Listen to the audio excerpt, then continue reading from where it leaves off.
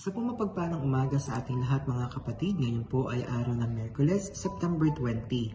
Sa umagang ito, hayaan niyong ibahagi ko sa inyo ang ating short devotion na matatagpuan po sa 1 Corinthians chapter 10 verse 13. Ito po ang salita ng Diyos.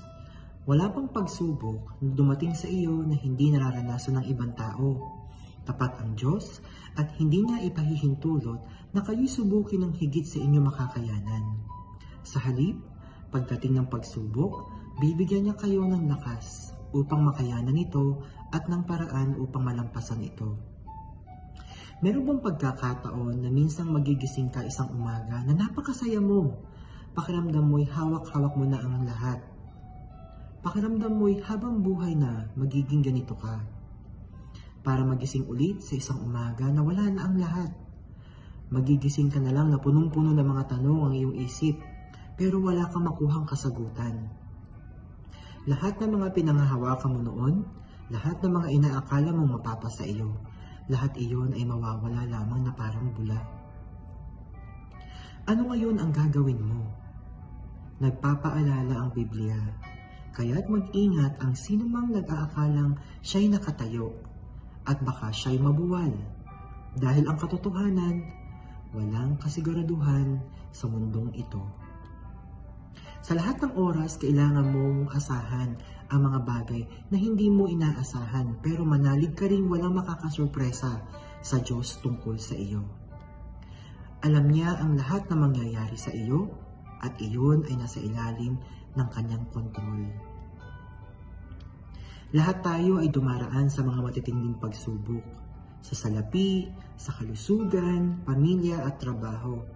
At darating ang araw na ang lahat ng ito ay mawawala, pero ang tanging maiiwan lang ang pangako ng Diyos sa iyo na kahit anong mangyari ay hindi ka niya iiwan at pababayaan. Sa oras ng mga pagsubok sa buhay, ang tanging sandigan natin ay ang Panginoon Diyos. His presence is enough to make us whole.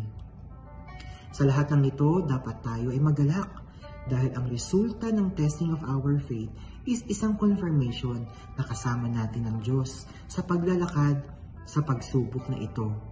Kabahagi siya. Magiging lubos ang ating kagalakan kapag nahahayag ang kanyang kaluwalhatian. Samahan mo ko kapatid sa maiksing panalangin na ito. Panginoon naming Diyos, dakila at banal, maraming salamat sa iyong salita na sa oras ng aming mga dadadaan ng pagsubok, kayo ay nariyan, Panginoon. Kayo ay nariyan upang samahan kami at iparamdam sa amin na kami hindi nag-iisa. Mawala man ang lahat, Panginoon, you will always there beside us, to comfort us, to give us strength, and to give the affirmation of love. And we thank you for that, Panginoon. Salamat, Lord. Salamat, Banal na Espiritu. In Jesus' name, Amen and Amen. Maraming salamat kapatid sa iyong pakikinig at panonood sa ating short devotion ngayong umagang ito. Naway patuloy kang patnubayan ng Panginoon at bigyan ng kalakasan ng loob na nagmumula sa Kanya. God bless po.